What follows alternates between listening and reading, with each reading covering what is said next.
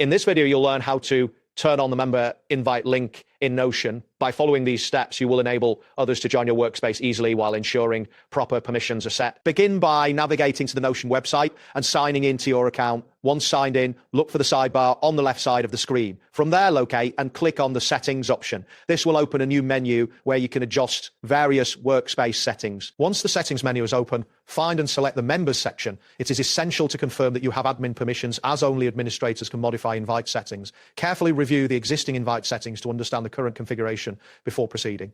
Next, locate the member invite link setting within the members section. You should see an option labeled member invite link. Toggle this option to enable it. At this point, you will also need to choose the permission level for the invited members, which may include options such as can view or can edit. After adjusting the permissions, a generated invite link will appear. Make sure to copy this link securely, as it will be used to invite new members to your workspace. It is advisable to save the updated settings immediately to ensure that your changes take effect. Once the invite link is activated, share it only with trusted users. Keep an eye on new members who join your workspace using this link. If necessary, you can adjust their permissions at any time.